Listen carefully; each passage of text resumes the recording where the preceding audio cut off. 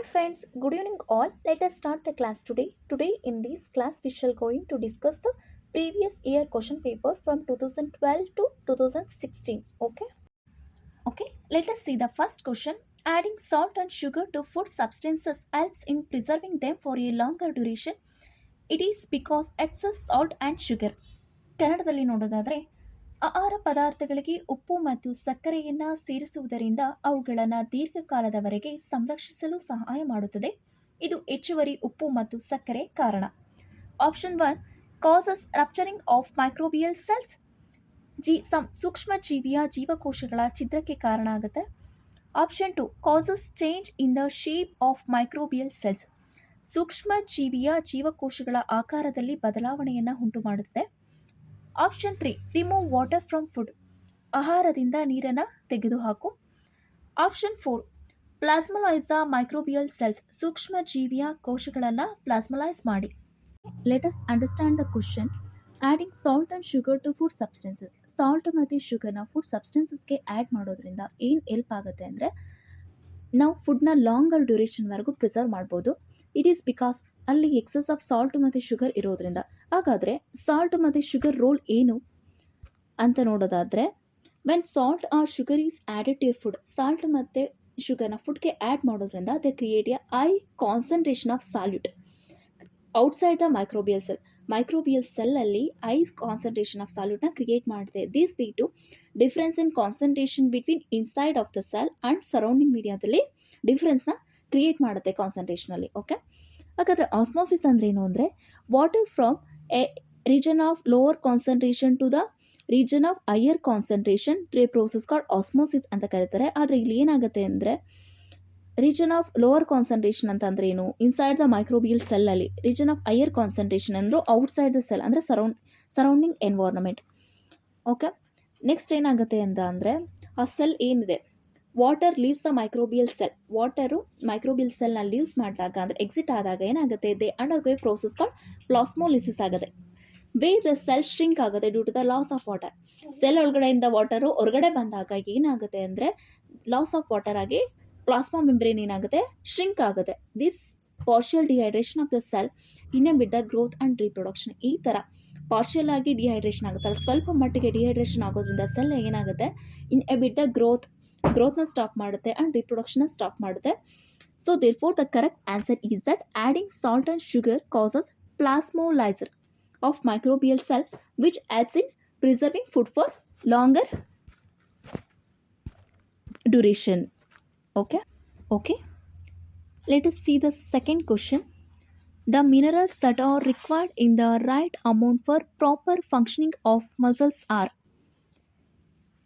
ಕನ್ನಡದಲ್ಲಿ ಸ್ನಾಯುಗಳ ಸರಿಯಾದ ಕಾರ್ಯನಿರ್ವಹಣೆಗೆ ಸರಿಯಾದ ಪ್ರಮಾಣದಲ್ಲಿ ಅಗತ್ಯವಿರುವ ಖನಿಜಗಳು.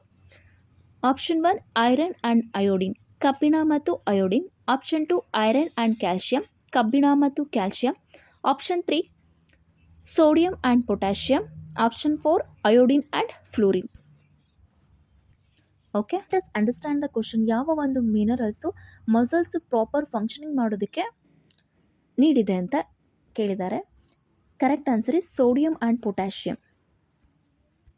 ಸೋಡಿಯಂ ಆ್ಯಂಡ್ ಪೊಟ್ಯಾಷಿಯಂ ಫಂಕ್ಷನ್ ಏನು ಅಂತ ನೋಡೋದಾದರೆ, sodium need for proper fluid balance, nerve transmission and muscle contraction.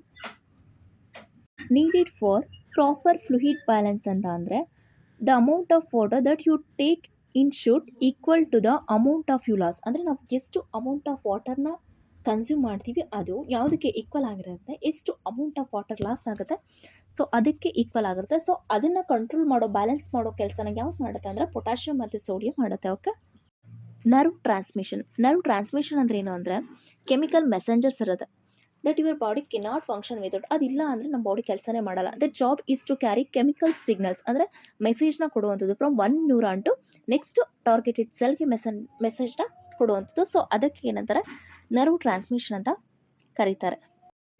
Muscle contraction ಅಂದರೆ ಏನು ಅಂದರೆ muscle contraction is the tightening, shortening or lengthening of muscle when you do some activity.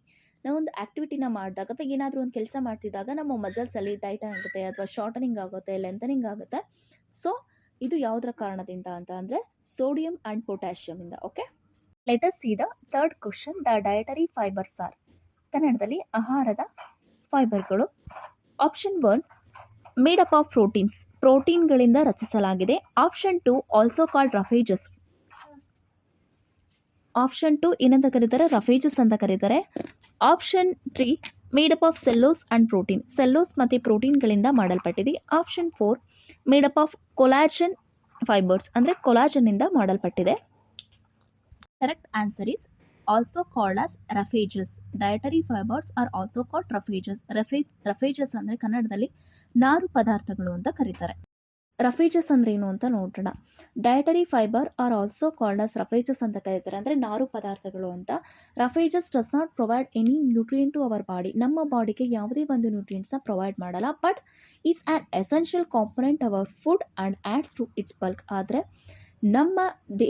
ನಮ್ಮ ಬಾಡಿಗೆ ಬೇಕಾಗಿದ್ದಂತಹ essential ಕಾಂಪೊನೆಂಟ್ನ ಇದು ಪ್ರೊವೈಡ್ ಮಾಡುತ್ತೆ. These helps our body get rid of undigested food. ನಮಗೆ ಡೈಜೆಷನ್ ಆಗದೆ ಇದ್ದಂಥ ಸಮಯದಲ್ಲಿ ಈ ರಫೇಜಸ್ಸು ಕೂಡ ಹೆಲ್ಪ್ ಮಾಡುತ್ತೆ. ಮತ್ತು ಇವಾಗ ರಫೇಜಸ್ಸು ಎಲ್ಲೆಲ್ಲಿದೆ ಅಂತ ನೋಡೋದಾದರೆ ಹೋಲ್ ಗ್ರೀನ್ಸು, ಪಲ್ಸಸ್ಸು, ಪೊಟ್ಯಾಟೋಸಲ್ಲಿ, ಫ್ರೆಶ್ ಫ್ರೂಟ್ಸ್ ಮತ್ತು ವೆಜಿಟೇಬಲ್ಸಲ್ಲಿ ರಫೇಜಸ್ ಇರುತ್ತೆ.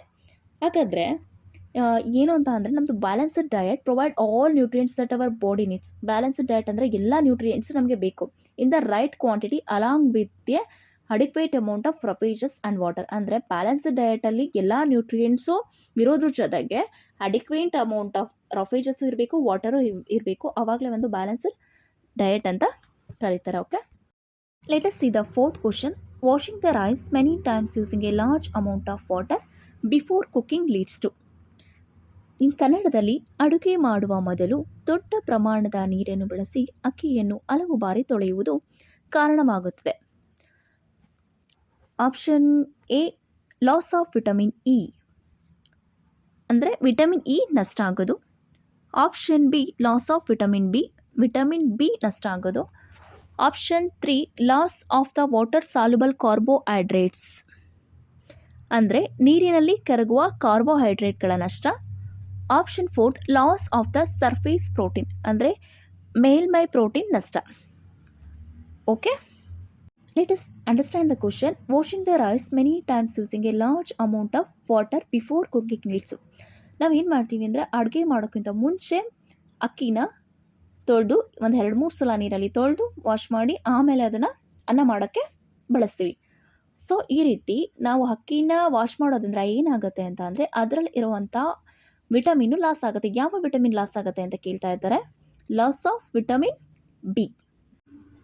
Okay, when rice is washed repeatedly the vitamin that is lost is vitamin B one. ಅಂದರೆ ರೈಸ್ನ ನಾವು ರಿಪೀಟೆಡ್ ಆಗಿ ವಾಶ್ ಮಾಡೋದ್ರಿಂದ ಯಾವ ವಿಟಮಿನ್ ಲಾಸ್ ಆಗುತ್ತೆ ಅಂದರೆ vitamin B one. It has been observe that vitamin B one that is thiamine get reduced as much as 25% in the rice when it is washed. ಅಂದರೆ vitamin ಬಿ1ನಲ್ಲಿ ಥೈಮಿನ್ ಅನ್ನೋ ವಿಟಮಿನ್ ಇದೆ, ಅದು ಯಾವಾಗ ಲಾಸ್ ಆಗುತ್ತೆ ಅಂದರೆ 25% ರೆಡ್ಯೂಸ್ ಆಗುತ್ತೆ ರಿಪೀಟೆಡ್ಲಿ ವಾಶ್ ಮಾಡ್ತಾ ಇದ್ದಾಗ. So correct answer is loss of vitamin B. Okay, let us see the fifth question. Given below are some food items. ಕನ್ನಡದಲ್ಲಿ ಕೆಳಗೆ ಕೆಲವು ಆಹಾರ ಪದಾರ್ಥಗಳನ್ನು ನೀಡಲಾಗಿದೆ. First option boiled and mashed potato, ಬೇಯಿಸಿದ ಮತ್ತು ಇಸುಕಿದ ಆಲೂಗೆಡ್ಡೆ. Option 2 boiled and chewed rice, ಬೇಯಿಸಿದ ಮತ್ತು ಅಗಿಯಲಾದ ಅಕ್ಕಿ. ಆಪ್ಷನ್ ಸಿ ಈ ಸ್ಲೈಸ್ ಆಫ್ ಬ್ರೆಡ್ ತುಂಡು. ಆಪ್ಷನ್ ಡಿ ಶುಗರ್ ಸಲ್ಯೂಷನ್, ಸಕ್ಕರೆಯ ದ್ರಾವಣ. ಆಪ್ಷನ್ ಇ ಕೊಕೊನಟ್ ಆಯಿಲ್, ತಂಗಿನ ಎಣ್ಣೆ. Which of the above will give blue black colour when tested with iodine solution. Iodine ದ್ರಾವಣದೊಂದಿಗೆ ಪರೀಕ್ಷಿಸಿದಾಗ ಮೇಲಿನವುಗಳಲ್ಲಿ ಯಾವುದು ನೀಲಿ ಕಪ್ಪು ಬಣ್ಣವನ್ನು ನೀಡುತ್ತದೆ? Okay, correct answer is option 3 A and C, boiled and smashed potato and slice of bread. ಯಾಕೆ boiled and chewed rice ಆಗಲ್ಲ ಅಂತ ಅಂದರೆ ಚೀವ್ಡ್ ರೈಸ್ ಅಂತ ಅಂದರೆ ನಾವು ಹಾಕಿದಂಥ ರೈಸಲ್ಲಿ ಏನಾಗಿರುತ್ತೆ, ಸ್ಟಾರ್ಚ್ ಇರೋದು ಕನ್ವರ್ಟೆಡ್ ಟು ಗ್ಲೂಕೋಸ್ ಆಗಿರುತ್ತೆ. ಸೊ ಆದ್ದರಿಂದ ಬಾಯ್ಲ್ಡ್ ಆ್ಯಂಡ್ ಸ್ಮ್ಯಾಶ್ಡ್ ಪೊಟ್ಯಾಟೊದಲ್ಲಿ ಮತ್ತು ಸ್ಲೈಸ್ ಆಫ್ ಬ್ರೆಡ್ಸಲ್ಲಿ ಸ್ಟಾರ್ಚ್ ಕಂಟೆಂಟ್ನ ನಾವು ನೋಡ್ಬೋದು. ಅಯೋಡಿನ್ ಟೆಸ್ಟ್ನ ಹೇಗೆ ಮಾಡೋದು ಅಂತ ನೋಡೋಣ. ಟೇಕ್ ಎ ಫುಡ್ ಐಟಮ್ಸ್ ಅಥವಾ ಇಲ್ಲಿ ಕೊಟ್ಟಿರುವಂತಹ ಬಾಯ್ಲ್ಡ್ ಮತ್ತು ಸ್ಮ್ಯಾಶ್ಡ್ ಪೊಟ್ಯಾಟೋನ ತಗೊಂಡು ಅದಕ್ಕೆ 2 to 3 ಡ್ರಾಪ್ಸ್ ಆಫ್ ಅಯೋಡಿನ್ ಸೊಲ್ಯೂಷನ್ನ ಆ್ಯಡ್ ಮಾಡೋದು. ದೆನ್ ಏನಾಗುತ್ತೆ, turn into blue black colour turn ಆದರೆ it indicates the food items contain starch ಇದೆ ಅನ್ನೋದನ್ನ ತೋರಿಸುತ್ತೆ. Okay, let us see the 6th question. Radhika's gums were often bleeding and her wounds were taking longer time to heal. Her diet could be deficient in which vitamin? ಕನ್ನಡದಲ್ಲಿ ರಾಧಿಕಾ ಅವರ ಒಸಡುಗಳಲ್ಲಿ ಆಗಾಗ್ಗೆ ರಕ್ತಸ್ರಾವವಾಗುತ್ತಿತ್ತು ಮತ್ತು ಅವರ ಗಾಯಗಳು ಗುಣವಾಗಲು ಹೆಚ್ಚು ಸಮಯ ತೆಗೆದುಕೊಳ್ಳುತ್ತಿತ್ತು. ಆಕೆಯ ಆಹಾರದಲ್ಲಿ ಯಾವ ವಿಟಮಿನ್ ಕೊರತೆ ಇರಬಹುದು? Option vitamin B1, option 2 vitamin C, option 3 vitamin D, option 4 vitamin A. Correct answer is vitamin C. Vitamin C role ಏನು ಅಂತ ನೋಡೋಣ. ವಿಟಮಿನ್ ಸಿ ಅಂತ ಯಾಕೆ ಹೇಳ್ತೀವಿ ಅಂತ ಅಂದರೆ, ರಾಧಿಕಾ ಅವರ ಏನು ಗಮ್ಸ್ ಅಂದರೆ ಬಾಯಲ್ಲಿ ಬ್ಲೀಡಿಂಗ್ ಆಗ್ತಾ ಇದೆ, or wound were taking longer time to heal, ಅದು ರಿಕವರ್ ಆಗೋಕ್ಕೆ ತುಂಬ ಟೈಮ್ನ ತಗೊಳ್ತಾ ಇದೆ ಅಂತ ಅಂದಾಗ ಅಲ್ಲಿ ಯಾವ ಒಂದು ಡಿಫಿಷಿಯನ್ಸಿ ಆಗಿದೆ ಅಂದರೆ ವಿಟಮಿನ್ ಸಿ ಅಲ್ಲಿ ಯಾವ ಡಿಫಿಷಿಯನ್ಸಿ ಅಂದರೆ ಸ್ಕರ್ವಿ. ವಿಟಮಿನ್ ಸಿ ಏನು ಫಂಕ್ಷನ್ ರೋಲ್ ಪ್ಲೇ ಮಾಡುತ್ತೆ ಅಂತ ಅಂದರೆ it helps the body to heal wound quickly. Vitamin C role ಏನು ಅಂತ ಅಂದರೆ ನಮ್ಮ ಬಾಡಿನಲ್ಲಿ ಗಾಯ ಆದಾಗ ಅದು ಕ್ವಿಕ್ಕಾಗಿ ರಿಕವರಿ ಆಗೋಕ್ಕೆ ವಿಟಮಿನ್ ಸಿ ಹೆಲ್ಪ್ ಆಗುತ್ತೆ. It also help the body to fight against many diseases. ಮತ್ತು Radhika should be advised to include food rich vitamin C in a diet such as orange, guava, lemon, amla, tomato. So ಇದರಿಂದ ಅವರು ಡಿಸೀಸಸ್ನ cure ಮಾಡ್ಬೋದು. Okay, thank you all.